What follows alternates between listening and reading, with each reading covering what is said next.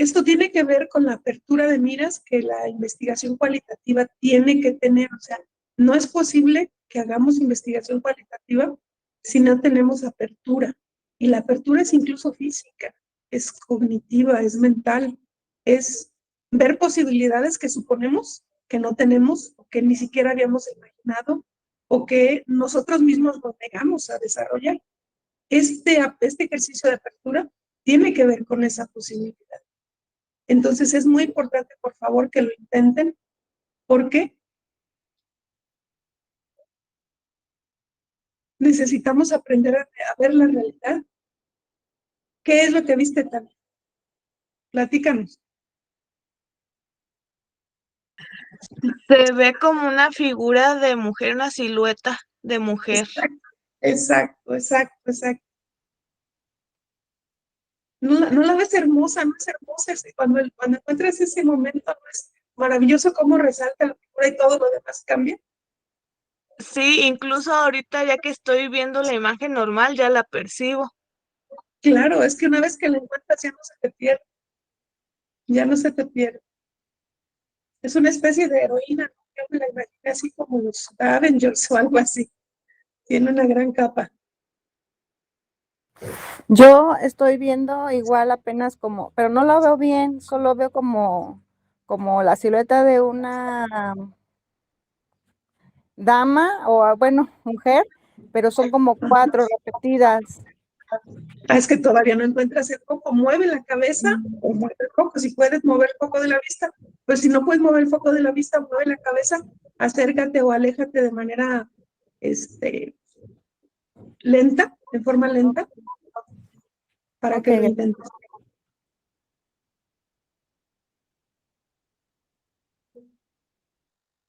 Porque una vez que la encuentras, ya lo único que haces es volver a enfocar y ahí está, ya aparece. Y es que literalmente estas imágenes, cuando te dicen tridimensionales, literalmente tridimensional. Les decía que tengo una que tiene monedas y es una imagen como de medio metro, es en papel. Tiene monedas y literalmente cuando la tengo enfrente y encuentro las monedas, pero tengo la perspectiva del foco, pareciera que las monedas están flotando para que a mí las pudiera yo tocar. Es literalmente tridimensional.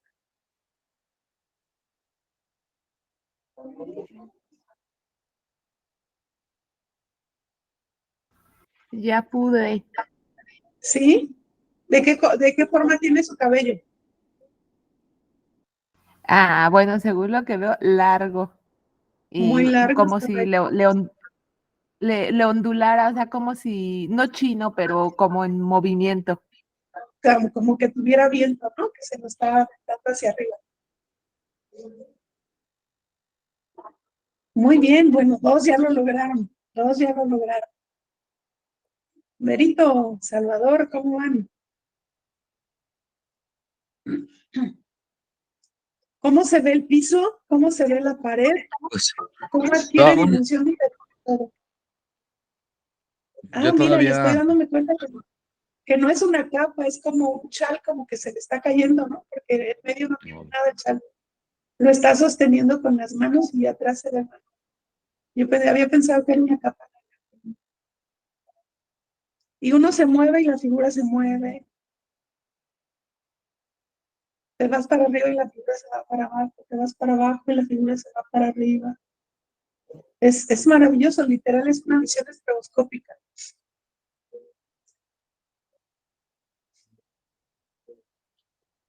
Si la vemos a nivel plano, es decir, la imagen, efectivamente, como habías dicho, Tani, nos presenta las 4 figuras. De hecho, se ven las cabezas arriba. De forma plana se ven las 4 cabezas, de las 4 siluetas. Pero cuando hacemos ese foco, ¿se acuerdan el ejemplo que les di de la película de Patch Adams, de mirar los dedos? Cuando yo miro los dedos puedo ver 4, pero también puedo ver 8. Entonces lo que hacemos aquí es el proceso inverso. Esas 4 las junto en una.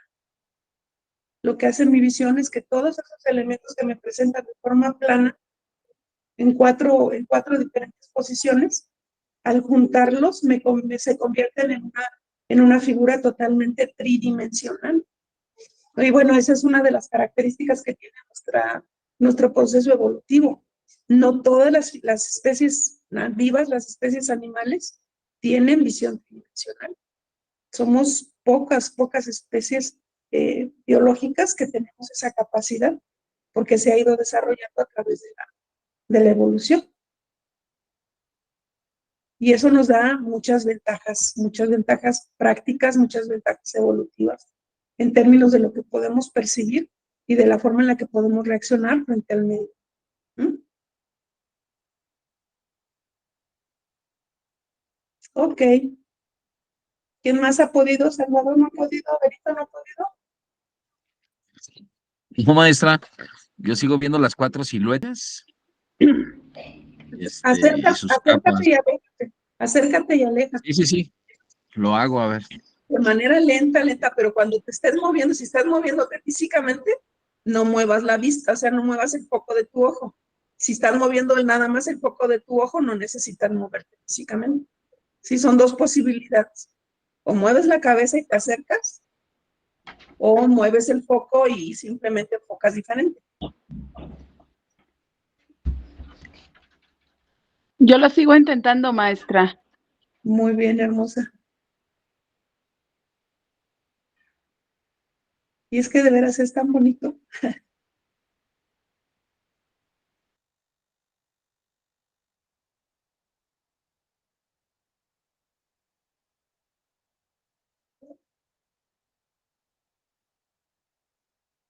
Y no tiene que ver con el tamaño, tiene que ver con el foco de la vista.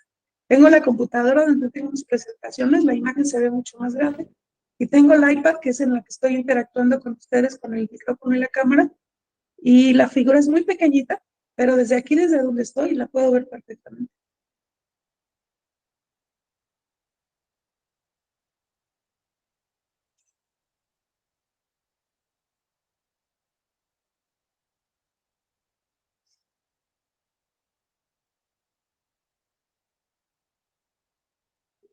Bien, vamos a avanzar. ¿Les parece si lo siguen intentando? Ya vimos que sí se puede, que sí está ahí, que sí la podemos percibir. Vamos a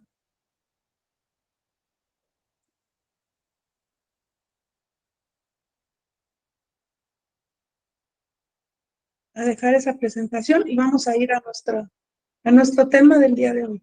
Hoy vamos a trabajar la teoría fundamentada, que es, de hecho, casi toda la investigación cualitativa tendría que ver con esto, pero específicamente está diseñada, este diseño de investigación cualitativa tiene el propósito de acercarse a la realidad de una manera más fenoménica, más ingenua, sin el prejuicio de una teoría previa, sin la idea de que yo ya sé lo que ocurre y me voy a acercar a la realidad para comprobar.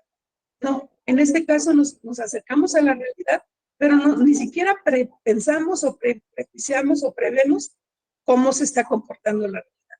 La vamos a observar y de ahí vamos a rescatar lo que sucede y a partir de lo que sucede vamos a ir atando cabos y vamos a ir encontrando las cosas como se están desarrollando y vamos a ir poniéndole nosotros el nombre, haciendo categorías, haciendo conceptos, haciendo categorías para eventualmente nosotros formular una explicación, una teoría de qué es lo que está ocurriendo en ese fenómeno. Predominantemente esto se trabaja en los fenómenos sociales, los que tienen que ver con la interacción con las personas, ¿no?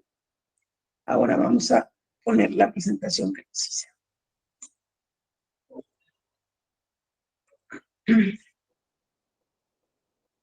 Ya se ve. Ahí está. Ahora, déjenme.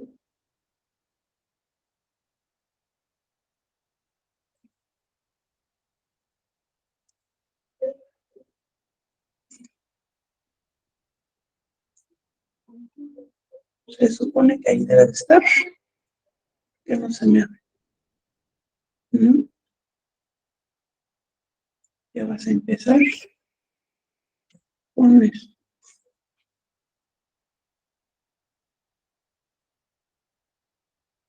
Okay.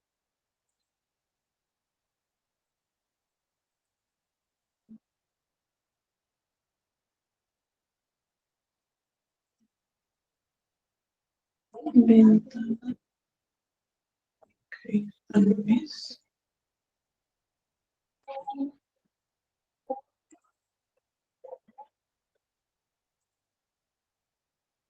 Vamos a quitar. Esta es. Esto es lo que tengo que presentar.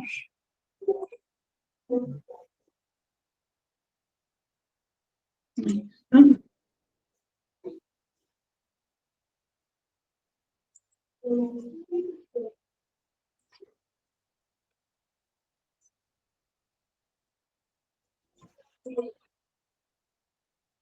No entiendo por qué no me la abre. Bueno, sí la pueden ver, ¿verdad? Sí, sí, sí, sí. Sí.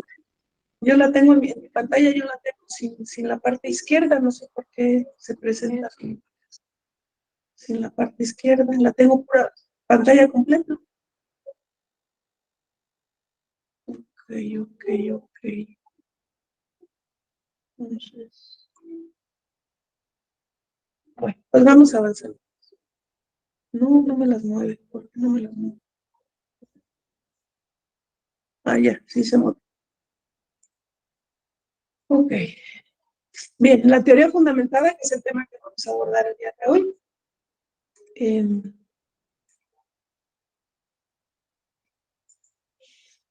Dentro de los diseños de investigación que habíamos previsto,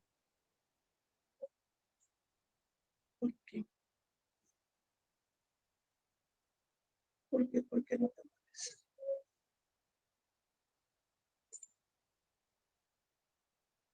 No me cambia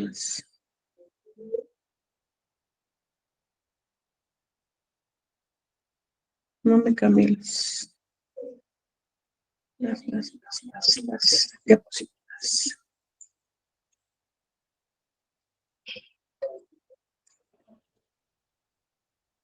Ah, es aquí. Ok. Se supone que luego aquí. Sí.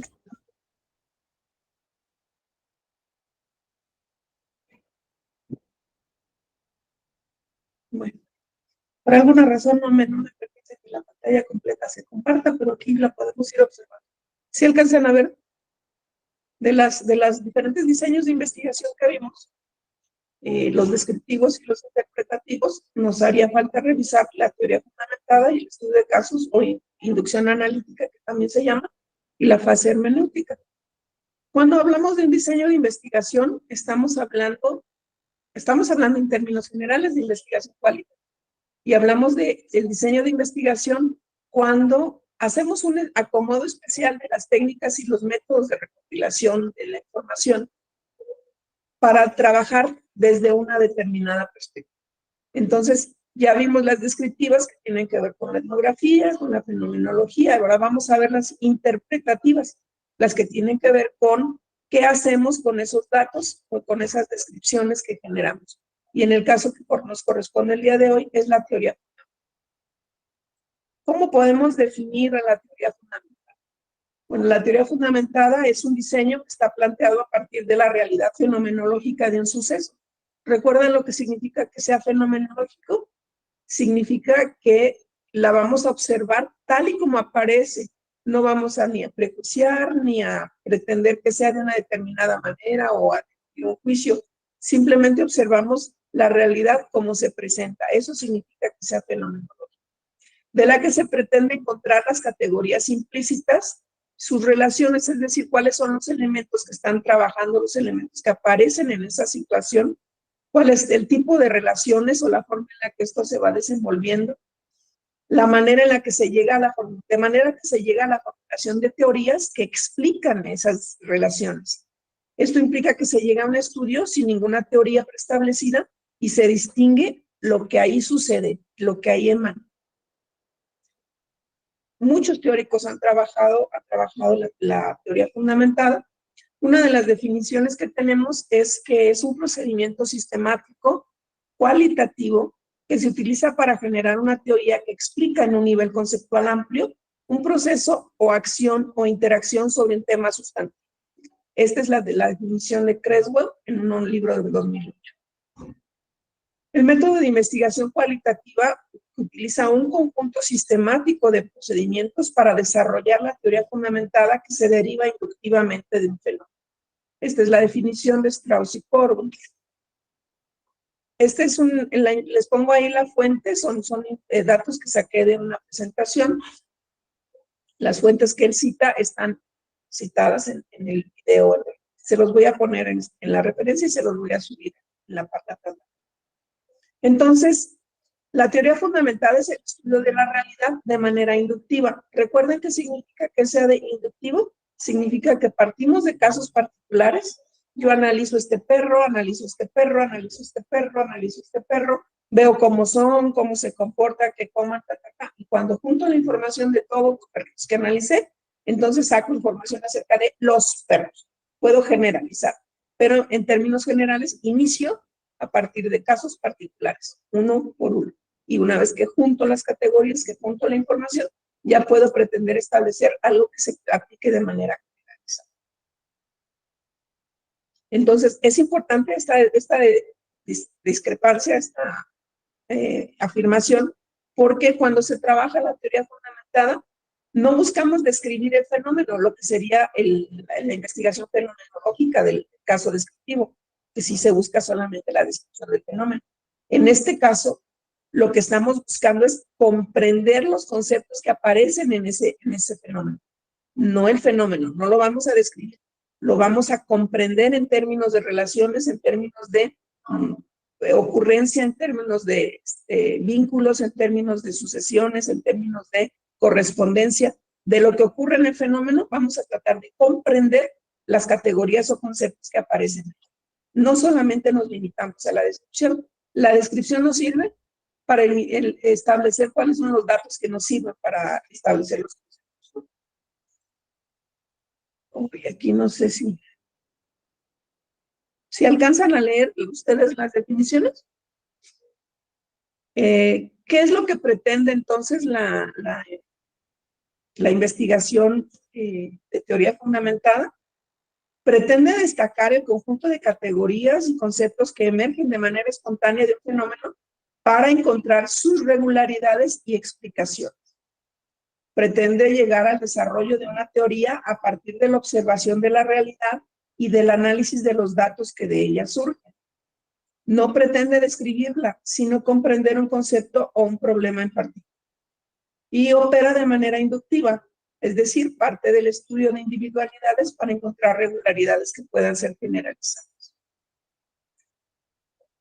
¿Cuál es la diferencia entre la deducción y la inducción? Este planteamiento que se hace de la teoría fundamentada es distinto al paradigma positivista, porque el paradigma positivista, ustedes recordarán que lo vimos en las primeras sesiones, parten de un marco teórico, parten de una teoría, parten de conceptos preestablecidos, de leyes preestablecidas, y buscan constatarlo a través de analizar la realidad que se estudia. Entonces yo, lo primero que tengo son las teorías. Ya parto de un marco, parto de conceptos o de leyes que ya conozco, que ya están establecidos, que yo no generé, y me acerco al fenómeno o a la realidad, y a través de lo que yo estudie de la realidad emito conclusiones que casi siempre van a ratificar o a negar las teorías con las que estamos trabajando. Entonces, este es un proceso deductivo que no es el que involucra la teoría fundamentada. La teoría fundamentada ocurre a través de inducción, es decir, llega con una mirada ingenua al fenómeno y en base a categorizaciones y conceptualizaciones construye la teoría que emerge de ese fenómeno. Explica el fenómeno a partir del establecimiento que hace de categorías. Entonces, tengo primero la realidad como me aparece y la observo de manera ingenua, sin un concepto previo preestablecido. De ese fenómeno establezco categorías, primero conceptos y luego categorías, y de esas categorías yo puedo formular a través de las interrelaciones que van ocurriendo, que voy observando que ocurren entre esas categorías, hago planteamientos teóricos que explican cómo ocurren y por qué ocurren de esa manera. Igual que todo procedimiento de investigación científica, tiene que estar apegado a un método. Esto no significa que en la investigación cualitativa sea un método absolutamente riguroso e inquebrantable. Más bien aquí lo que es constante es la irregularidad y la recursividad, que yo me puedo ir por diferentes vías, pero siempre es importante que tengamos bien medido, bien sistemático el proceso que estamos siguiendo, y es parte de las recomendaciones que utiliza y que nos presenta la teoría fundamentada a partir de quienes ya la han realizado y de los teóricos que la trabajan. Entonces, la metodología de la investigación de teoría fundamentada busca reconocer las interacciones de los elementos y los actores que interaccionan por lo que se opone al determinismo. No es determinista, no busca causas y efectos de manera lineal. Se enfoca en el cambio y reconoce la subjetividad de los actores. Busca regularidades en los movimientos, busca regularidades en las relaciones para ver si existe algún patrón, para ver si existe alguna forma en la que se puedan explicar las cosas que ocurren. Pero igual está sujeto a que no exista ninguna regularidad, y eso también lo va a describir y lo va a tratar de explicar. Reconoce la subjetividad de los actores, es decir, reconoce que existe una visión que está mediada por determinadas circunstancias y que en el fenómeno que está estudiando también están implicadas las subjetividades de las personas que están siendo analizadas dentro del fenómeno. Pero entonces todo esto también está sujeto a la comprensión. Es cualitativa, no cuantitativa, no busca ponerle número a nada, no busca medir nada, busca establecer descripciones, explicaciones de corte, de calidad, de cualidad. Es una forma de reconocer la realidad, de comprenderla, estructurando explicaciones de lo que ocurre. Por su naturaleza es ideal para temas que no han sido explicados, que no han sido trabajados con anterioridad, o que son tan complejos que no se pueden simplificar en esquemas básicos.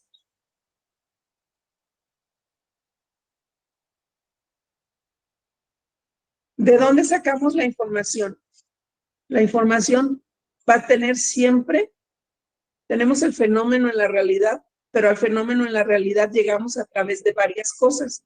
Es decir, cuando lo observamos, la sola observación nos da información, nos dice cosas, pero también tenemos que documentar o buscar fuentes documentales o buscar fuentes que queden para el registro y para el análisis posterior. Entonces tenemos no solamente la observación directa, sino también las entrevistas formales que hacemos con las personas, pero también las entrevistas informales, es decir, las charlas cotidianas, las pláticas que se hacen con las personas para conocer sus expectativas, sus puntos de vista, sus opiniones, todo acercamiento y toda interacción que se tiene con los sujetos del fenómeno. También se tienen documentos históricos, actas, manuales, manuscritos, cosas que puedan servir al propósito de la comprensión de lo que está ocurriendo. Son documentos que tienen que ser considerados como una fuente también. Dentro de las cosas que nosotros vamos haciendo a lo largo de cada uno de los procesos de investigación es el registro de las cosas que estamos nosotros planteando. Lo hacemos en bitácoras o en diarios de campo. Los diarios de campo son nuestra herramienta de trabajo, siempre estamos anotando qué estamos haciendo, a qué horas llegamos, cómo llegamos, qué estaba pasando cuando llegamos, cuáles son las personas que estaban, cómo estaban, de qué hablaban, qué decían, qué les pregunté, qué me contestaron. Estamos haciendo una especie de registro sistemático de cada una de las actividades, de las ideas que me surgen, de las ideas que me propusieron ellos en la entrevista, en la plática que tuvimos, de fenómenos que aparecen de manera espontánea e inesperada, todas las cosas que vayan ocurriendo mientras estamos realizando la investigación deben ser registradas y deben ser anotadas en el diario. Tenemos otro tipo de documentos como las biografías y las autobiografías, es decir, las referencias documentales que alguien más hace de otra persona o que hace de sí mismo, y eso también es una fuente de información.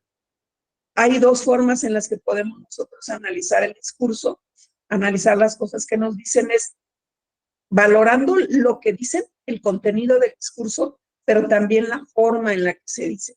Estos dos esferas de la interpretación hermenéutica del discurso son muy importantes porque ambas nos dicen cosas. Puede ser que nos estén diciendo en contenido alguna cosa, pero la forma la expresión corporal, incluso los tonos de voz nos están diciendo otra, y eso también es digno de ser anotado. Grabaciones o filmaciones o películas o videos o audios que hagamos de las cosas que estamos haciendo, de entrevistas o de sucesos que están ocurriendo, de eventos, de presentaciones, etcétera, cosas que nosotros estamos tratando de documentar para que queden para el registro. ¿Cuál es el proceso general? El proceso general de la investigación para la teoría. El primer paso, por supuesto, es estar inmersos en el contexto en el que estamos y realizar las observaciones pertinentes. Tenemos que tener esa mirada abierta a la que les estoy invitando a que nos acerquemos, que tengamos la mirada dispuesta para observar las cosas que son evidentes, pero también buscar aquellas que no son tan evidentes, para escuchar las cosas que nos dicen las personas, pero también entender aquellas cosas que no nos dicen. La observación debe de tener muchas características y muchas capacidades que se van generando, por supuesto, que se van generando a partir de la experiencia, a partir de hacer muchos procesos de forma sistemática, de manera repetida, acercarnos mucho a comunidades, hacer mucho los registros, darnos cuenta de cómo no registramos algo, qué nos faltó, para que en la siguiente ocasión lo vayamos incorporando a lo que estamos haciendo. Entonces, la observación tiene muchos requisitos, pero es fundamental, es como el telón de fondo en el que nosotros vamos a estar procesando lo que nosotros estemos observando en el fenómeno que estamos haciendo.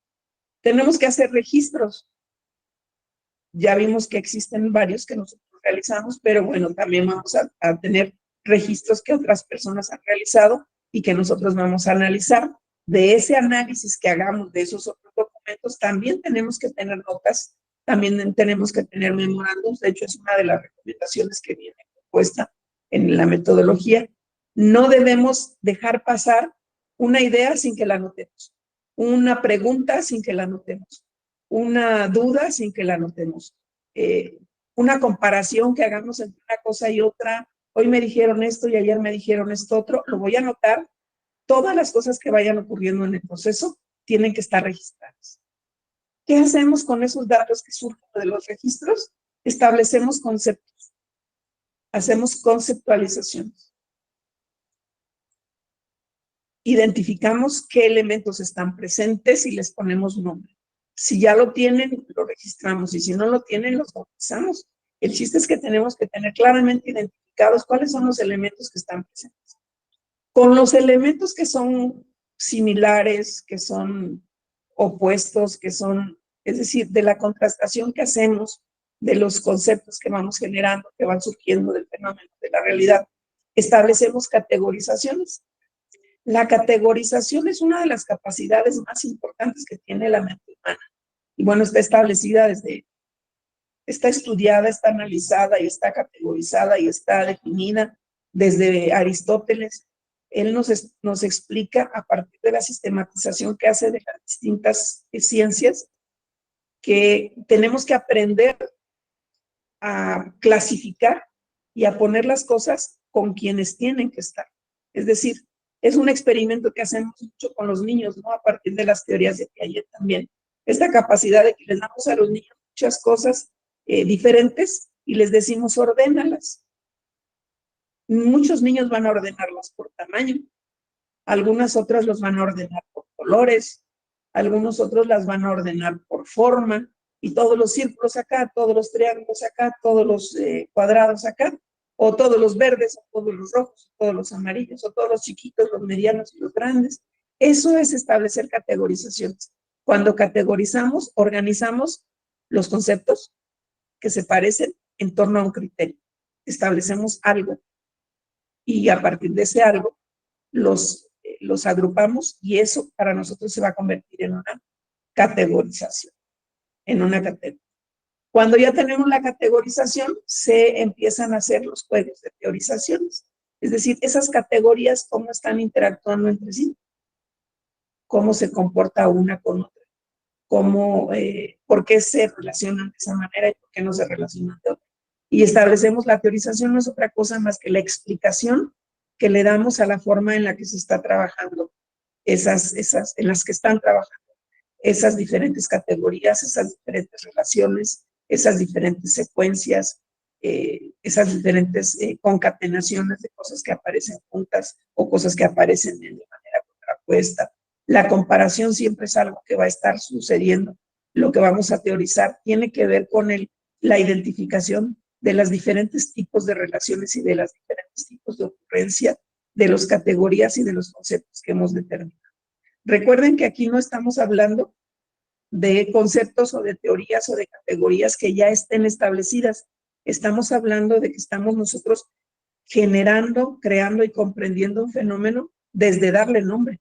Y por eso se llama teoría fundamentada, porque generamos teorías, pero la fundamentamos en todo esto que hemos hecho y tiene que estar soportada para tener validez en los registros que se realizan.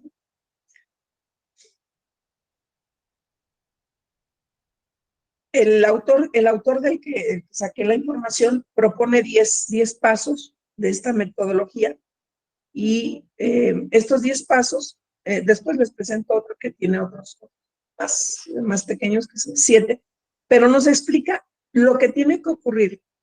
Nuevamente tendría que poner en la mesa el hecho de que no es un proceso que deba ser lineal e inescrutable e indubitable y que lo tengamos que seguir a pie juntillas.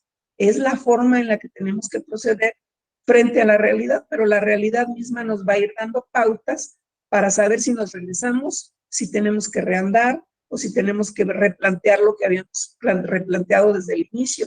Entonces, el primer paso, la primera consideración que nos hace este autor es justamente que la observación, la recolección y el análisis de la información, de los datos que recolectamos, se hacen exactamente en el mismo momento.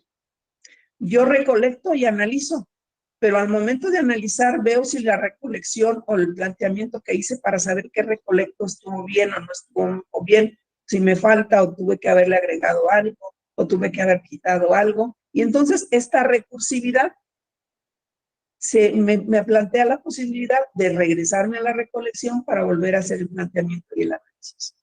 Entonces, el análisis se inicia desde la primera recolección de datos.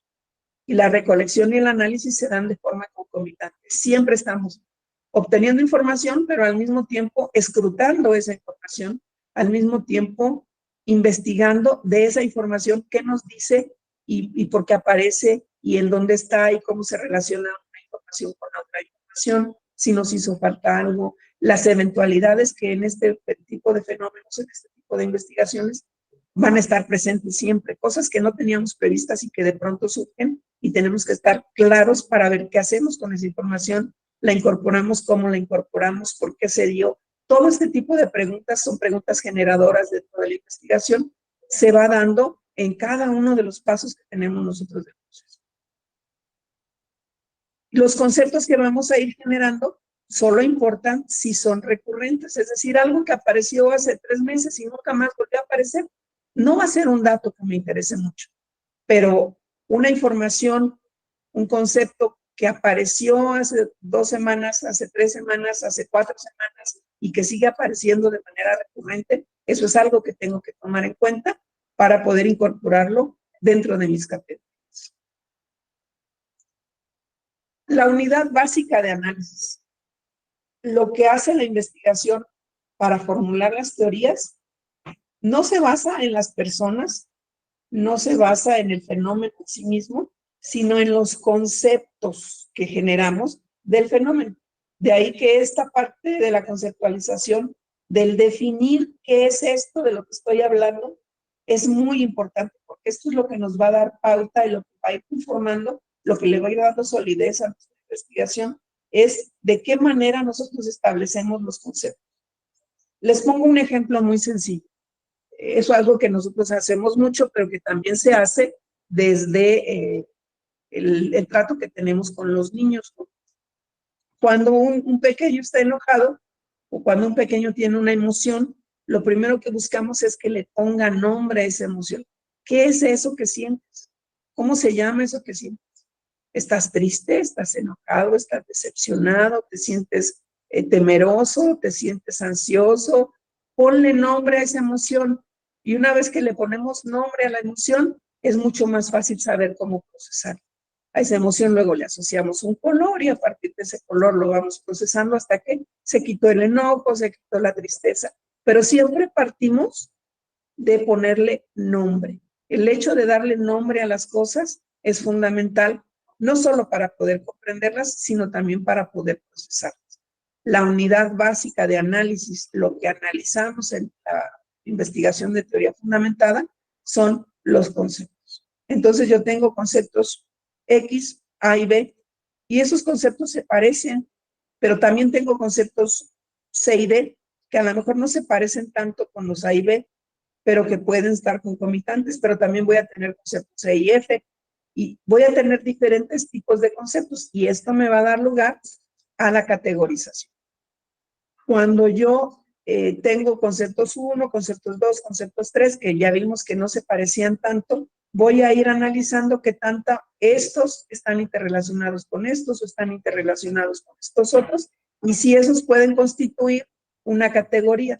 Decíamos entonces, una categoría es aquella cualidad que me permite poner las cosas juntas, poner todas las emociones, todas las acciones, todas las oposiciones en un fenómeno social. Voy a encontrar muchas cosas. Les voy a poner nombre a estas son emociones, a este es enojo, a esta es tristeza, esta es envidia, esto es coraje, esto es desprecio, tal. Todas esas son emociones, pero también va a haber acciones. Fue grosero, le faltó al respeto, le dijo esto. Esas son cosas que se hacen. Entonces, voy a ir identificando, les voy a poner nombre, pero al mismo tiempo voy a ir viendo esos diferentes tipos de conceptos, en qué se relacionan o cómo se parecen. Ah, es que cuando la emoción que aparece es la del enojo, normalmente aparece una mala palabra. Y ya le dijo una grosería a la persona que tenía. Entonces, esas dos acciones están juntas. Vamos a meterlas en una sola categoría que tiene que ver con acciones humanas. Por ejemplo, todos los conceptos, al juntarlos y compararlos, y contrastarlos y ponerlos juntos por un determinado criterio, y se identifican como categorías.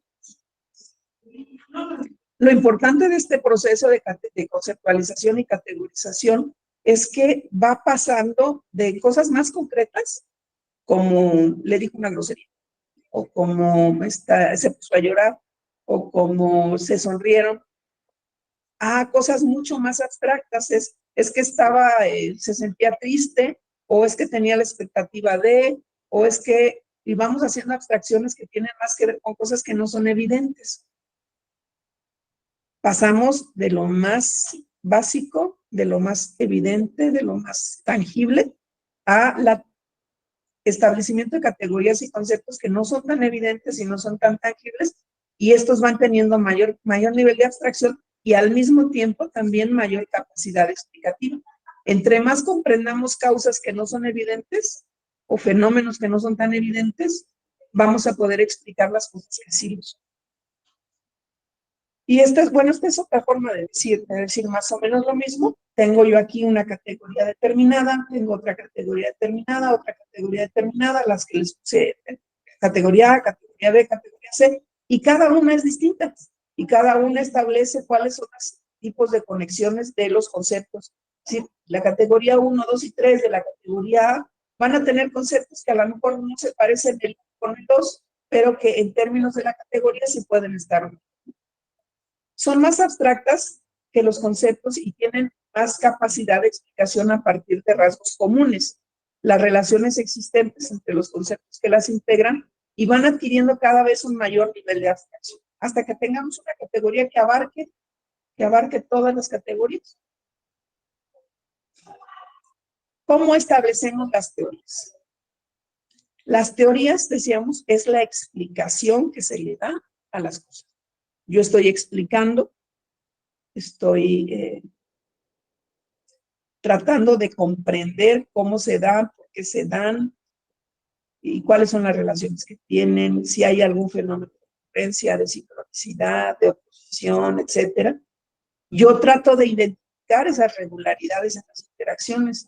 Y cuando las entiendo, cuando entiendo cómo se dan, por qué se dan, entonces es que puedo intentar explicar cuál es la razón por la que eso ocurre. Cuando yo comparo, contrasto y entiendo las regularidades de las interacciones entre las distintas categorías, puedo establecer una teoría. Y esta teoría es lo que está explicando el fenómeno que estoy estudiando.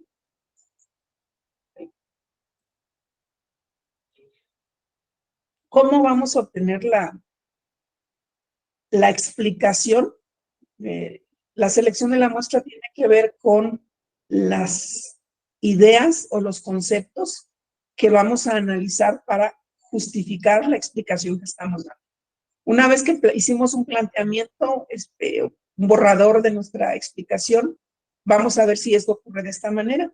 Entonces, todas las propiedades, las variaciones, las interrelaciones, las dimensiones, todas las categorías que están implícitas van a servir para que yo determine la muestra.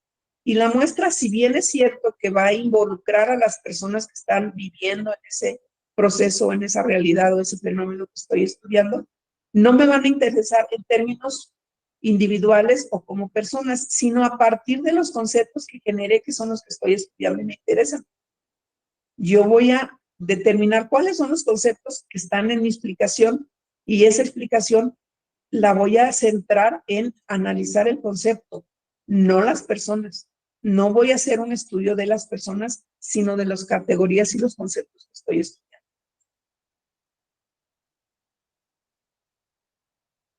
¿Voy bien o me regreso? ¿Hasta ahí vamos bien? ¿Va bien? Sí, sí, Bien. va bien. Esta información toda la van a tener en la presentación, ya saben, se las pongo aquí al final, se las subo la. Ok. ¿Cómo se hace el análisis? El análisis ya vimos que se da desde el momento inicial, desde los primeros datos. Yo analizo, pero no tiene que ver con recuerden que el concepto de análisis está planteado desde el método cartesiano. Análisis equivale a diseccionar una realidad, separar una realidad. En términos coloquiales hemos utilizado ya el concepto de análisis de una manera mucho más amplia. Es decir, la utilizamos para establecer que estamos haciendo un estudio y aplicando diferentes categorías mentales, diferentes procesos mentales a un fenómeno para obtener información. A eso le llamamos análisis. ¿Qué estoy comparando? ¿Qué estoy contrastando? ¿Qué estoy deduciendo? ¿Qué estoy induciendo? ¿Qué estoy recordando?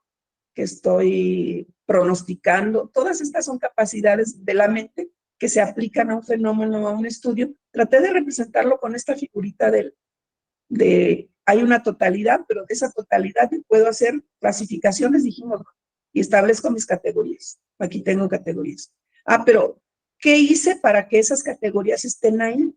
Pues yo hice un análisis. Ese análisis me planteó preguntas, a ver cómo las voy a separar. Pues todas son iguales, son del mismo tamaño. Pero tienen diferente color. ¿Tienen la misma forma? Sí, pero tienen diferente color. Entonces el criterio que me va a ayudar a diferenciarlas va a ser el color. Y saco la verde, saco las rosas, saco las naranjas, saco las rojas, y ya estoy estableciendo conceptos: verde, azul, rosa, naranja, rojo, son conceptos, y las categorías son aquellas que están juntando sus diferentes conceptos, ¿sí? El análisis tiene que ver entonces con los procesos mentales que utilizo para comprender esa realidad, y establezco comparaciones entre elementos constantes que me permiten ir diferenciando, precisando o afinando los conceptos que están emergiendo, y va generando la consistencia en la construcción de la teoría. En la medida en la que yo los conceptos que voy generando sean más precisos, sean más puntuales, sean más claros, sean más nítidos y se diferencien unos de otros, más solidez va a tener mi teoría, la teoría que va a tener. ¿Qué voy a buscar? Quedamos que vamos a buscar regularidades. En el ejercicio que hicimos de la visualización al principio, ¿qué buscamos? Buscamos la figura que se combina. Cuando esas cuatro figuras están ahí, no las podemos percibir, pero estamos buscando que esas se combinen. Y esa combinación es la regularidad que estamos buscando. Nos permite ver cosas que no veíamos al principio. ¿Sí me explico? Por eso tengo tanta insistencia en que hagamos ese ejercicio de la visualización. Porque me permite ver cosas que no son evidentes. En la ciencia determinista, en la ciencia positivista, casi siempre las explicaciones no son de causa-efecto. Ah, si hay nubes, va a llover. Y ya decimos, ah, nube, llueve, llueve, llueve. Pero en este caso no es así. En este caso nosotros lo que vamos a observar es, van a pasar 100 personas y a lo mejor vamos a tratar de encontrar por qué ruta se fueron, por qué le dieron a la derecha y no a la izquierda, por qué caminaron sobre este baldosa y no sobre esta otra, por qué evadieron las partes donde había pasto, por ejemplo, o por qué atravesaron el pasto, por ejemplo. Entonces, voy a buscar esas regularidades. De esas 100 personas, ¿cuántas hicieron esto? Y si eso es significativo o no es significativo. O, por ejemplo, ¿cuántas mujeres había? O ¿cuántos hombres había? O qué tipo de trayecto hacen, si van solos, van acompañados, van platicando, van absortos. Cosas que se puedan identificar en los diferentes fenómenos, en los diferentes conceptos, en las diferentes personas, para que yo encuentre regularidades. Esto me permite la organización de los datos, perdónenme que me faltó un G, para categorizarlos. Buscamos regularidades, patrones, relaciones o variaciones que puedan ser trascendentes, no las que aparecen nada más una vez y no vuelven a aparecer, sino las que son muy repetitivas. Y tienen que buscarse aquellas que no son evidentes a simple vista. Dentro de estas regularidades, una de las que aparece como una gran categoría es el proceso. Es decir, cuando nosotros estamos frente a esa realidad, le llamamos proceso a la serie sucesiva o simultánea de ocurrencia de datos, de ocurrencia de fenómenos, de ocurrencia de hechos. Entonces, lo podemos definir como la secuencia de eventos del fenómeno o de acciones o de interacciones sucesivas que se están dando. El proceso nos da la posibilidad de ver la dinámica del fenómeno de la realidad que estamos estudiando. Entonces, le llamamos proceso a eso. Y puede ocurrir a través de intervenciones intencionales o espontáneas, cosas que suceden de manera natural o cosas que se están provocando para que algo ocurra. Y esto tiene mucho que ver con la devenida de la realidad en el objeto. Entonces vamos a identificar las variaciones y a partir de eso vamos a poder introducir nuevos conceptos. Y estos nuevos conceptos pueden requerir nuevos procesos. Por eso vuelve a aparecer esta recurrencia. Yo estoy haciendo estos conceptos, pero a lo mejor estos conceptos me obligan a que revise o repase otras cosas que no había repasado en este. No olviden que la recurrencia, la reiteración es algo que va a aparecer siempre y de manera permanente en la investigación. La sugerencia casi de obligatoriedad de escribir notas. Dice, escribe notas de todo. Tus preguntas, tus dudas, tus inquietudes, las comparaciones, las ideas que surjan, las posibilidades de solución de alguna problemática. No las dejes en la mente, no las dejes en el, sí me voy a acordar, cuando vuelva a pasar esto voy a pensar en esto. No lo dejes en la mente, mételo en una nota y pon el post-it ahí donde lo puedas observar y cuando ocurra lo vas a ver ahí porque ahí va a estar. Entonces, dice, le llaman memorándums, pero lo podemos hacer en post-its, en papelitos, en un rotafolio, en donde quieran, pero siempre anotar todas en las bitácoras, en la bitácora en el diario de campo, en cualquier cosa, en cualquier lugar, pero siempre anotar todas aquellas cosas que van ocurriendo durante el proceso, porque esto nos va a dar pauta para poder hacer esta reiteración y esta recurrencia y darle más solidez y más fundamentación a la teoría que vamos a generar. Entonces, nos permite tener un seguimiento de las ideas, de los conceptos, de las preguntas y de los estados que la conforman para establecer de manera clara cuándo y por qué surgieron. Y sobre todo las que tienen que ver con preguntas generativas. Las preguntas que van surgiendo a lo largo del proceso son muy importantes y pueden dar pauta para que ocurran determinados eventos y determinados. Esto no necesario, la categorización no necesariamente la hacemos de manera manual. Tener tanta información, tener tantos libros, tantos artículos, tantas entrevistas, tantos videos, es mucha información, entonces ya hay software que se dedican a eso.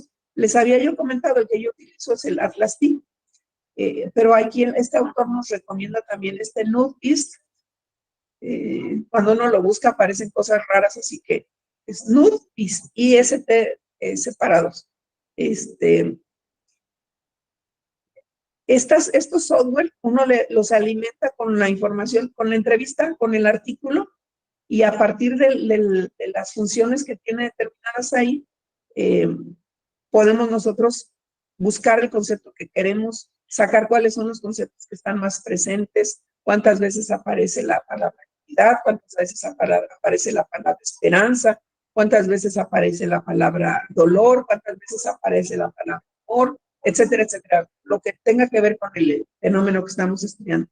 Y les vamos dando categorías y vamos estableciendo relaciones. Esto pertenece a esto, esto provoca esto, esto ocurre cuando no ocurre esto. Son softwares que están diseñados. Aquí tengo el mío, no sé si lo pueda presentar. Déjenme ser sorpresa.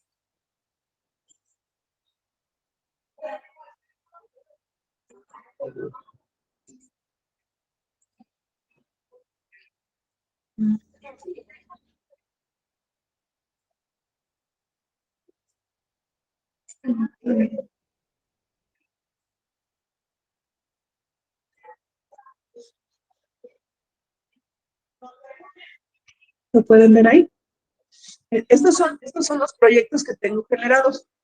Tengo del capítulo 2 de doctorado, tengo 50 documentos y ahí voy generando códigos y voy generando conceptos. Cada uno de estos son proyectos. El de educación futurible, el de interdisciplinaridad, el de historia y vida cotidiana, el de los trabajos de Semmelman, los trabajos que estoy haciendo sobre formación, todo lo que ha hablado la UNESCO, la lectura de realidad, lo que estoy trabajando en tesis del doctorado. Yo quiero generar un nuevo proyecto, aquí lo genero, por ejemplo, maestría. Sin comentarios, ¿no? Lo creo. Ya está ahí. Y entonces yo con esta, no lo están viendo, ¿verdad? ¿No se está viendo lo que estoy haciendo? No, solo se Sí, ve sí, como no, sí se ve. sus carpetas. Se ve nada más la primera pantalla. Sí, las carpetas. Va de nuevo, va de nuevo. Ahí, ¿ya lo vieron? Ahí está. Ya está el proyecto de maestría creado. Con esta pestañita, yo le voy a ir cargando los artículos o las entrevistas o lo que yo haya escrito de mi diario de campo, los voy cargando y me va a ir generando las posibilidades de hacer conexiones, de buscar categorías, de buscar conceptos y los voy a poder presentar los analizo, hago tablas con ellos, aquí establezco las codificaciones. Tengo nube de palabras. ¿Dónde están las nubes de palabras? Bueno, déjenme, me voy con un anterior.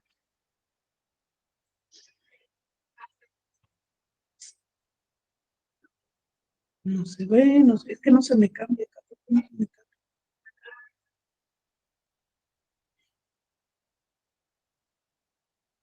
No sé por qué no se cambia.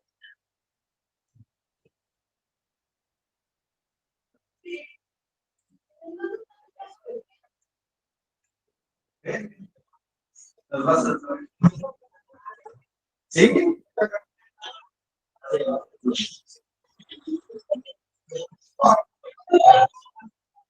Cada vez que se abren pantallas diferentes. Ok, aquí tengo mi capítulo 2.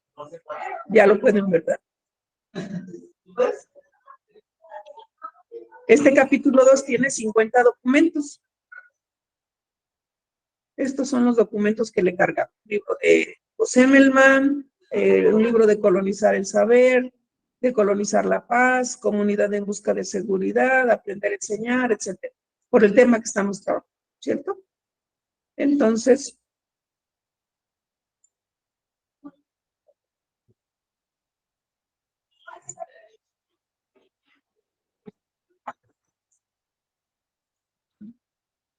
¿dónde están mis nubes de palabras?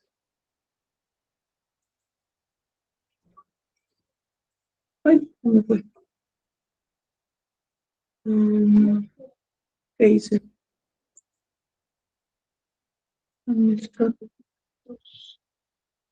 Aquí están. Grupos de documentos.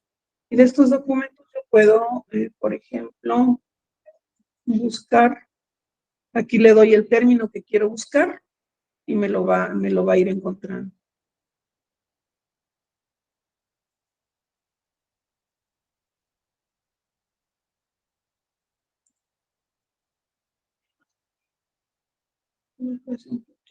Tengo 5 documentos.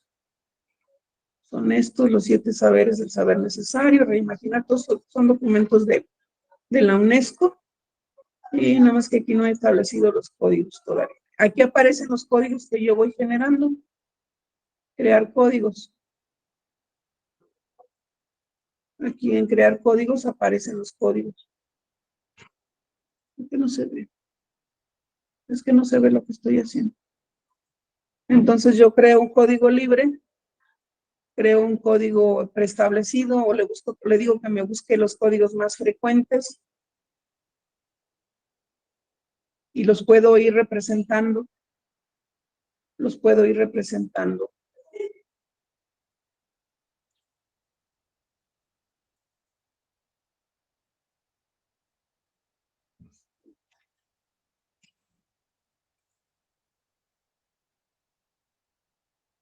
No es que no, nada de lo que estoy haciendo en mi pantalla se parece. Ya saben que la tecnología es un poco, ¿eh?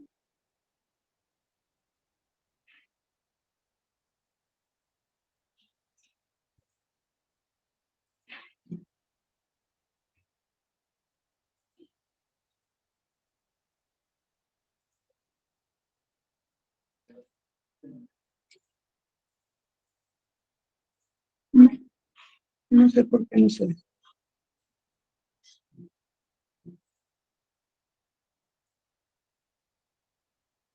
Proyecto.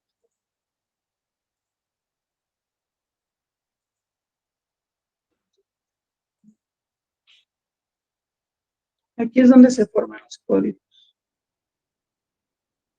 De este libro que estoy seleccionando, del libro que estoy seleccionando, aquí le voy a buscar, ¿qué es lo que quiero que busque? Párrafos que tengan cosas positivas, cosas neutrales o cosas negativas, y le voy a decir que me muestre los resultados.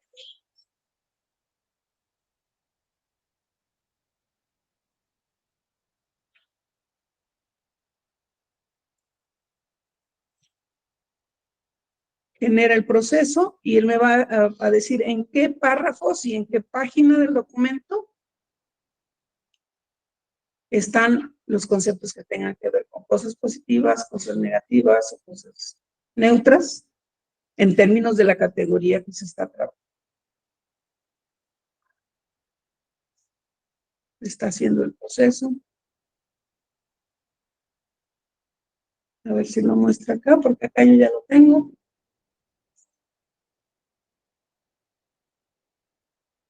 No me lo muestra porque...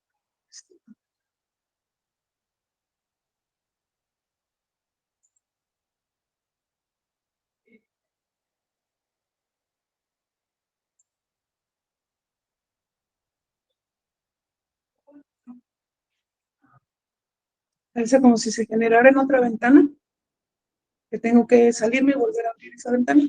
Bueno, este es el resultado que me dio. Si se fijan, seleccionó en qué página y me selecciona el párrafo y yo aquí le voy a poner, aquí ya me dice que es algo negativo, que es algo negativo. Y estos códigos yo los puedo ir ampliando, yo los puedo ir creando de manera libre o le puedo pedir, como en este caso, que me muestre los positivos, neutrales, negativos, que me muestre categorías específicas como historicidad, por ejemplo. Le voy a preguntar sobre la historicidad, o le voy a preguntar sobre resultados educativos, o le voy a preguntar algo, y me va a buscar en el documento la información que estoy tratando de buscar, tratando de encontrar. Bueno, no es un curso de Atlas TI, pero les muestro cómo funciona. De verdad que nos ahorra una gran cantidad de tiempo en el análisis, porque nos ayuda a esa clasificación, a esa categorización. Es fundamental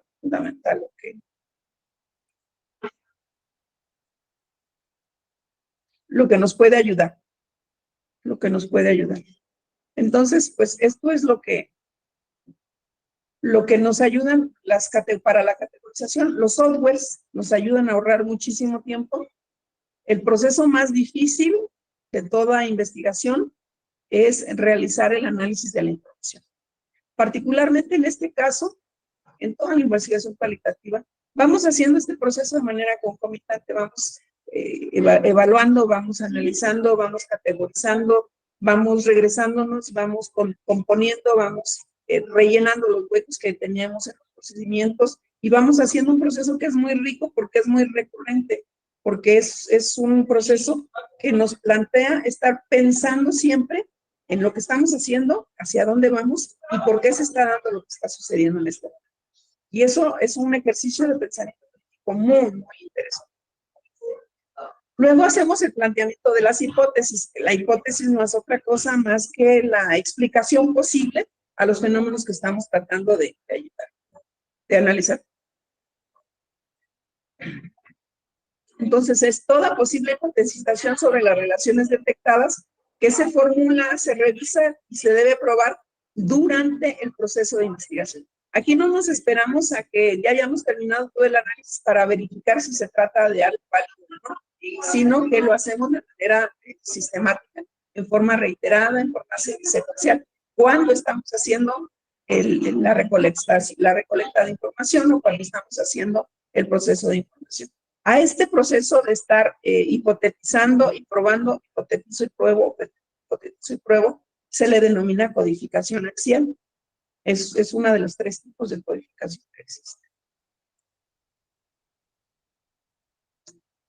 Y otra de los elementos que nos plantea este autor es que en todo proceso de investigación, en toda forma en la que nosotros estamos trabajando, en cualitativa, pero particularmente en esta, debo tomar en cuenta no solamente los fenómenos que estoy observando que están ocurriendo en esa realidad, sino también todos los elementos estructurales que pueden estar afectando, condicionando, problematizando o bloqueando el fenómeno que estoy estudiando. Por ejemplo, estoy recibiendo noticias, estamos analizando las noticias que ocurren en relación con las relaciones entre México y Estados Unidos. Pero ¿sabes qué? Que en Estados Unidos hay elecciones en este año, que en México hay elecciones en este año. Entonces, todo lo que aparezca en los medios de comunicación necesariamente va a llevar ese matiz, necesariamente va a llevar ese cariz de propaganda para uno o para otro partido, de hacer planteamientos que tienen que ver con las elecciones en ambos países. Entonces, no suceden cosas de manera neutra, no hay neutralidad en este momento.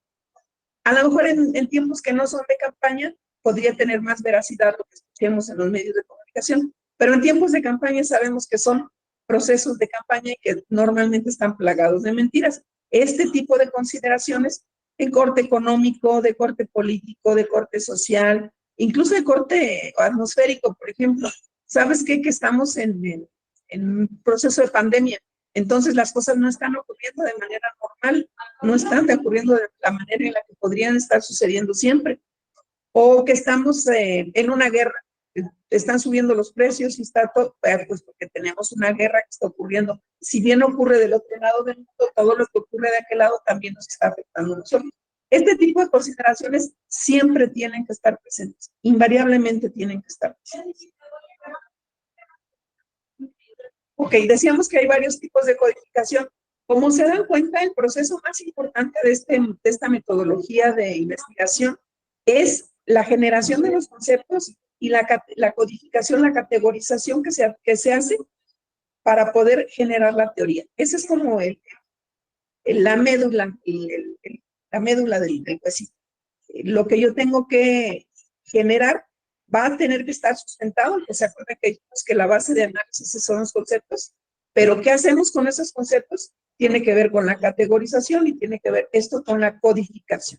La codificación, decíamos que es axial, aquella que interrelaciona lo que voy pensando acerca de los conceptos con la prueba de si esos conceptos están funcionando y eso me va a generar otros conceptos. Ese proceso, que es reiterado y permanente a lo largo de la información, es muy importante. Es algo previsto, es algo inducido, es algo que yo estoy provocando dentro del proceso y me va a generar de manera reiterada la revisión de los conceptos y categorías que voy a hacer. Existen codificaciones abiertas que tienen que ver con las primeras que hacemos. Esto lo voy a llamar de esta manera y nada más.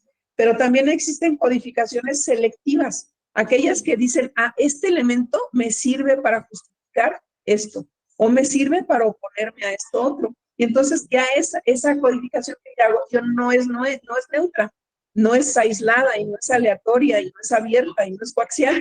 Es selectiva porque yo elijo de manera voluntaria, tomo una decisión en relación a cuáles son los conceptos y las categorías que voy a utilizar. Son esos tres tipos de codificación. Eso es en relación con ese autor del que sacamos esa información, pero hay otro autor que nos hace algo más breve.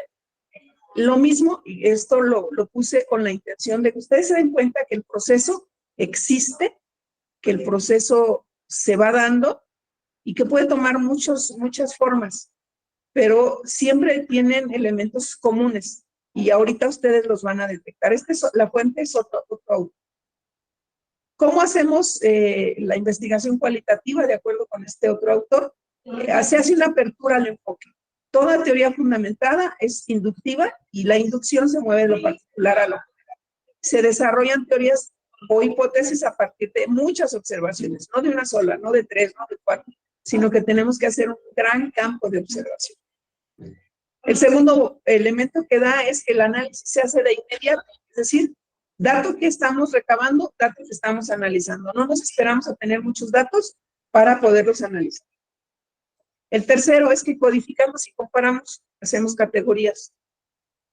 Hacemos la codificación, le ponemos nombre a un fenómeno, nombre a una circunstancia, nombre a una cualidad, y esas diferentes cualidades que vamos nombrando, las comparamos y estamos estableciendo categorías. Entonces, se comparan datos, casos, eventos, códigos, y para comprenderlos, si se explican las variaciones o las relaciones que se establecen con ellos. Es imprescindible que hagamos menos. Siempre tenemos que estar escribiendo a lo largo del proceso todo lo que vaya ocurriendo dentro del proceso.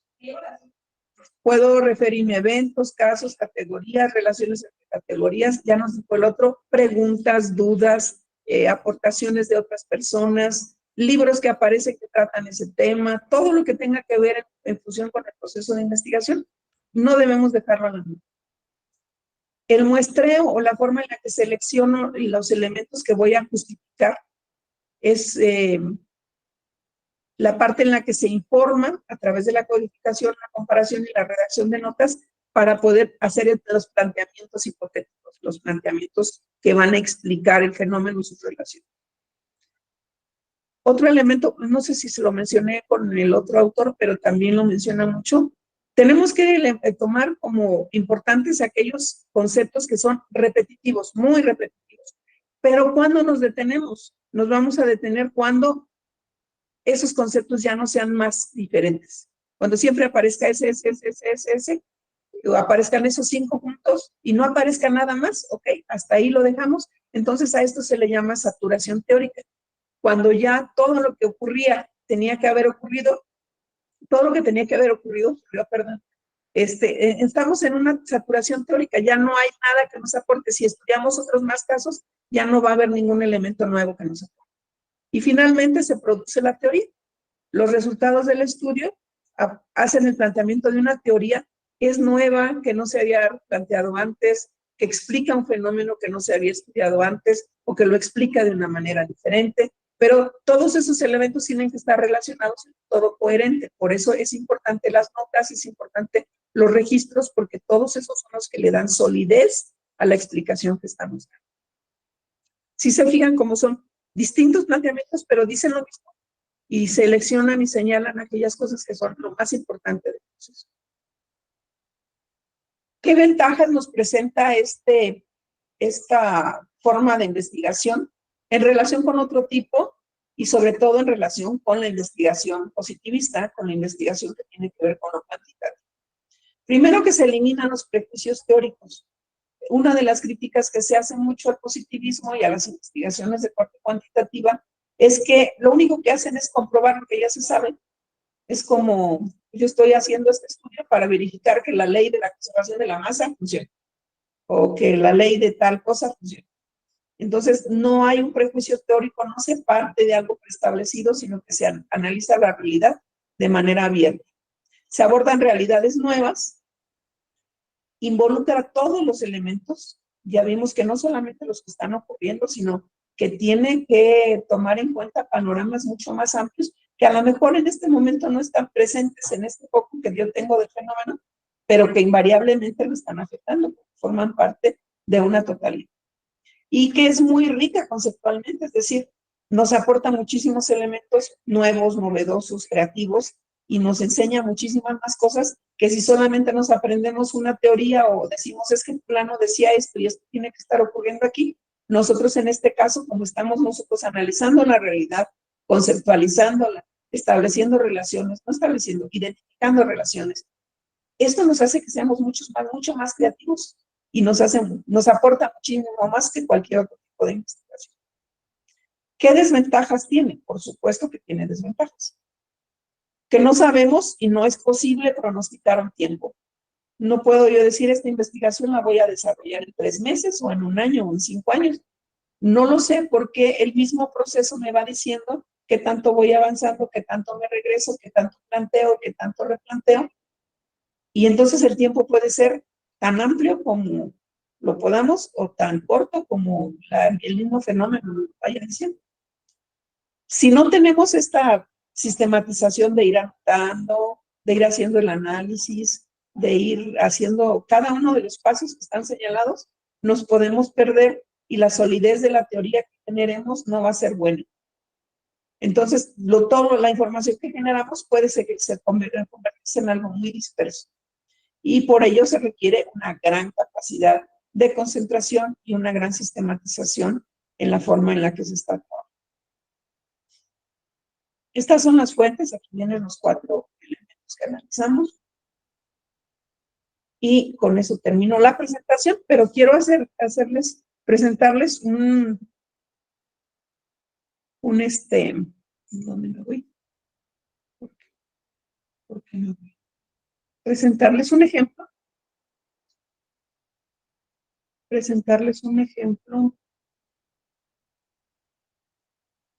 de este tipo de investigación, de este mismo autor. Este es el video del que tuvimos la información. Y quiero que escuchemos el ejemplo. A ver si este sí nos deja.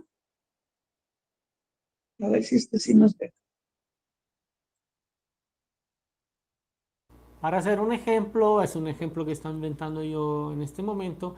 Quiero estudiar las protestas estudiantiles en Bogotá y quiero preguntarme qué tan representativas son las protestas violentas sobre el total de las protestas que acontecen en la ciudad. ¿De qué depende que algunas protestas son violentas y otras no? ¿Cuáles son las condiciones que permiten que los estudiantes hagan protestas violentas y cuáles son las condiciones que determinan que los estudiantes hagan protestas pacíficas? Entonces, ¿cómo selecciono la muestra en este ejemplo? Yo no tengo que seleccionar una muestra de estudiantes. Como hago en otro tipo de investigación, yo seleccionaría una muestra de estudiantes, algunos de estrato social bajo, algunos de estrato social alto, o lo seleccionaría por orientación política, estudiante de izquierda, estudiante de derecha, estudiante anárquico, etcétera, etcétera. Lo categorizaría, por ejemplo, por grupo étnico. Estudiante blanco, estudiante afrodescendiente, estudiante indígena. Así haría una muestra de estudiantes. En la teoría fundamentada yo no hago así. En la teoría fundamentada yo selecciono una muestra de acontecimiento, una muestra de condiciones, una muestra de interacciones posibles para tener una gran variedad de situaciones para poderlas después categorizar. Entonces buscaré toda una variedad de causas que me generan la protesta, una variedad de interacciones posibles entre los varios grupos de estudiantes, una variedad de consecuencias que se generan de la protesta, etcétera, etcétera. Entonces, en términos concretos, ¿qué hago? Voy, por ejemplo, en las protestas estudiantiles, participo en las protestas y observo. Después de la primera observación, ya el concepto que tengo en mi mente de protesta estudiantil ya se ha ampliado a toda una serie de características, a toda una serie de interacciones, ya es un concepto más elaborado. Puedo haberme enterado que existen diferentes tipos de protesta, diferentes tipos de intensidad de la protesta, diferentes tipos de relaciones con las fuerzas del orden, con la policía. Y entonces tengo que enfocarme en esto. A mano que voy participando y observando la protesta, voy tomando nota de todos esos diferentes tipos de protesta, diferentes tipos de consecuencias, diferentes tipos de interacción para tratar de tener la mayor variedad posible. Entonces ya ahí puedo ver si efectivamente la protesta violenta es la manifestación más común de protesta estudiantil o no. Si veo que al contrario la protesta violenta aparece solamente en una minoría de los casos, entonces ahí me voy a fijar cuáles son las condiciones a las que está asociada la protesta violenta. Por ejemplo, puedo identificar que las protestas estudiantiles se vuelven más violentas cuando hay un estudiante herido debido a la interacción con la policía. O si no, por ejemplo, puedo enterarme que cuando las protestas son más grandes hay presencia de grupos anárquicos o de grupos infiltrados que son violentos y entonces no son efectivamente los estudiantes los que llevan a cabo la violencia, sino son los otros tipos de participantes. Esto lo puedo ver solamente a través de la observación repetida de varias instancias de protesta estudiantil. Entonces, una vez que un concepto ha entrado en mi análisis, su ocurrencia tiene que verificarse en todas las interacciones, en todas las entrevistas, en todas las observaciones. Por ejemplo, hay presencia de infiltrados anárquicos. Esto tengo que tomarlo en cuenta. En cada entrevista que haga, en cada observación, me voy fijando, ¿hay anárquicos o no hay anárquicos? Puede ser que mi hipótesis de que la protesta violenta está asociada con la presencia de anárquicos esté equivocada. O al contrario, puedo observar que sí, que efectivamente cada vez que hubo episodios de violencia en las protestas estudiantiles, eso se debe a la presencia de grupos anárquicos en la masa que estaba protestando. Para concluir, ¿cuáles son las ventajas y desventajas?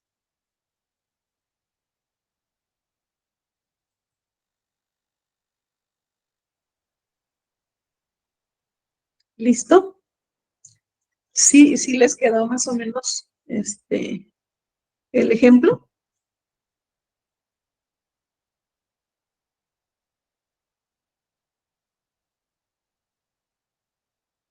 Hola. Hola, hola. Yo creo que Sí, todavía doctora. estamos como Ah, ok. ¿A quién no le quedó muy bien el ejemplo?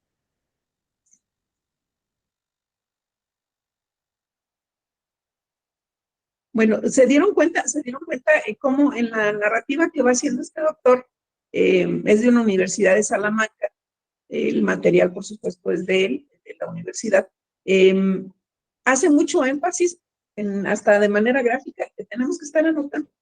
El llevar la bitácora de campo, los registros anecdóticos, los diarios de campo, es muy importante el hacer notas, incluso hablando de los papelitos, de los post-it, si estamos trabajando en un estudio, en un área fija, en el análisis, poner los post-it en la pared, en el pizarrón, en la computadora, en donde aparezca, en donde sea posible, para que esas ideas, esas preguntas, esas consideraciones no se nos pasen cuando estemos haciendo los análisis de la información. Es muy importante. Y el otro es la recurrencia. Yo puedo explicar esto, pero me voy a dar a la realidad, me voy a la realidad nuevamente y me doy cuenta si lo que supuse está o no está. Y entonces tengo que volver a hacer otro planteamiento. Esta reiteración del análisis y de la recurrencia en el análisis, de la recursividad en el análisis es muy importante porque siempre estoy haciendo una contrastación de lo que creo, lo que planteo, lo que trato de explicar y si está ocurriendo o no está ocurriendo en la realidad. Y esto, bueno, en el ámbito de la educación es muy importante porque esto lo estamos haciendo nosotros todos los días, ¿si están de acuerdo? Lo estamos haciendo con los muchachos de manera permanente. ¿Por qué no trajo la tarea? Seguramente esto, entonces ya lo contrastamos. ¿O por qué no está entendiendo esto? Ah, es que seguramente está en el YouTube o está en alguna cosa con el teléfono. Estas hipótesis que vamos planteando, estamos hipotetizando, el planteamiento que hacemos lo tenemos que ir contrastando en el momento casi que ocurre. Y esto es cotidiano, es permanente. Entonces, plantear una investigación de teoría fundamentada en el ámbito educativo es casi por antonomasia que vamos a estar con esta recurrencia. Forma parte del proceso, forma parte de la dinámica natural del proceso de investigación. Y bueno, esa es la información que tenía yo para presentarles el día de hoy. Y lo que quiero es que nos pongamos de acuerdo en la próxima sesión, es nuestra última sesión. Vamos a revisar la parte que falta del estudio de casos y un poquito de la hermenéutica, que no tiene mucha más teoría más que la identificación de cuáles son los procesos a seguir. Y vamos a revisar las formas en las que nos allegamos de esta información, los diferentes tipos de entrevista, cómo se hace el diario de campo, cómo se hace un registro anecdótico, estas formas de interacción que tenemos con la realidad y cómo las registramos, los medios a través de los cuales obtenemos. Y con eso cerraríamos, pero para la acreditación del curso, les voy a pedir que hagan el planteamiento de una investigación que puedan desarrollar en su grupo, en los grupos que tengan. Una sola, ya sea etnográfica, ya sea fenomenológica, ya sea teoría fundamentada, hermenéutica, la que ustedes quieran una vez que hayamos revisado las 5 o las 6 por la hermenéutica. Vamos a hacer el planteamiento de una posibilidad. No les pido que hagan la investigación porque obviamente sería imposible en los tiempos que nosotros tenemos, pero sí el planteamiento de en qué grupo estaríamos, cuáles son las características de ese grupo y qué es lo que quisiéramos investigar en ese grupo. ¿Cuál sería el objetivo de la investigación? ¿Qué quiero revisar en ese grupo? Y con eso nos quedamos y ese sería el tema de acreditación. ¿Les parece? La semana pasada les mandé mucha bibliografía de la etnográfica y de la fenomenológica, con la idea de que ustedes vieran algunos ejemplos. No se trata de que los lean, porque algunos son libros, pero que vean ustedes algunos ejemplos de posibilidades de investigación. Hay unos en el área del agropecuario, hay unos en el área de la salud, cómo se puede utilizar en cualquiera de las áreas. Pero al final nosotros específicamente vamos a aterrizar en el área educativa. ¿Cómo lo vamos a hacer? Diseñando cualquiera de los experimentos, de las investigaciones, de los procesos, en el contexto en el que nosotros estamos inmersos. Ese sería como el trabajo de acreditación, como para que lo vayan pensando, lo vayan valorando. ¿Les parece bien?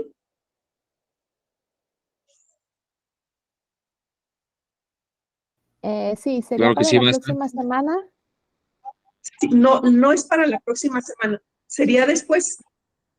Para esta semana lo que les voy a pedir que suban en esta semana es una infografía que tiene que ver con los pasos de la teoría fundamental.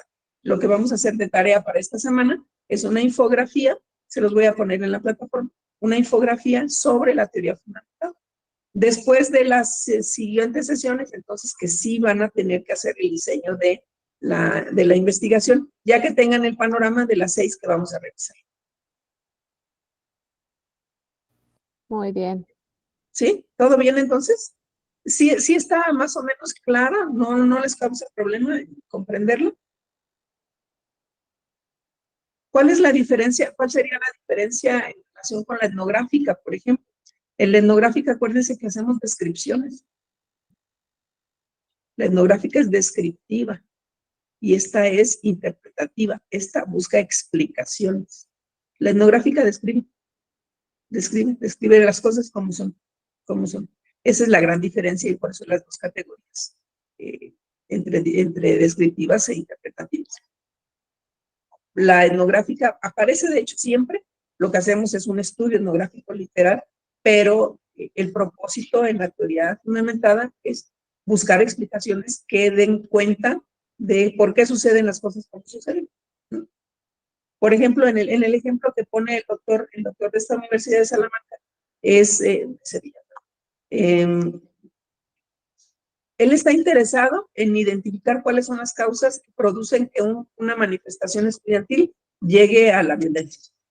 Y bueno, está hipotetizando, es que hay grupos enérgicos, no, es que les pegaron a los muchachos y entonces eso los enardece y hace que se enojen y que produzcan daños, ¿no?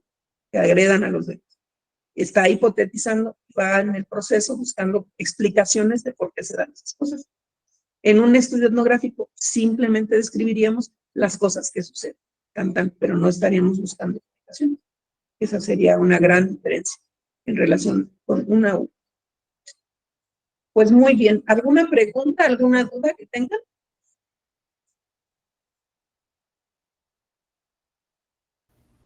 Bueno, entonces solo para tenerlo bien claro, para la próxima semana es la infografía nada más. Solamente teoría fundamental, ¿es correcto? Y Gracias. en un ratito más, como en 1 hora, 2 horas, en lo que me dan chance nada más de pasar a PDF, se lo subo y le subo, ahí van a encontrar la indicación, le van a encontrar la indicación en la plataforma de lección. Ante Classroom, perdón, en el Classroom van a encontrar la información. Les voy a subir 2 artículos que están citados aquí como fuente, la presentación y la actividad. Ahí la van a encontrar. Muy bien. Pues con eso cerramos el día de hoy. Gracias. Me da mucho gusto saludarlos y ya la próxima nos vamos a despedir, ya casi estamos por cerrar. Me ha dado mucho gusto trabajar con ustedes, me han enseñado mucho porque me han puesto a estudiar, eso es importante, para poder darles esta información valiosa para cualquier proceso que ustedes vayan a hacer. Pues dentro de la maestría que están ustedes haciendo, entiendo que hay varias opciones para titulación, pero igual podrían ustedes optar por una investigación de corte cualitativo y esta información les sería muy útil cuando estén haciendo ese proceso. Aunque ahorita van empezando, pero hay que empezar a pensar. Muy bien, pues entonces les pido por favor que sigan intentando con las figuras tridimensionales. Es importante que aprendamos a mover nuestra vista y a ver cosas que no son evidentes. Y hasta físicamente nuestro cuerpo tiene memoria. Así que vamos a aprender a hacerlo si lo empezamos a hacer. Dicen por ahí la sabiduría popular que amar se aprende amando. Así que a ver diferente, vamos a aprender viendo diferente. ¿Les parece? Les deseo un lindo fin de semana. Muchísimas gracias por su atención. Muchas gracias, maestra. Igualmente. Gracias. Igualmente. Hasta luego. Gracias, Igualmente, lindo bye. día. Igualmente, hermosa. Que les vaya Gracias, muy maestra. bonito. Gracias, amores.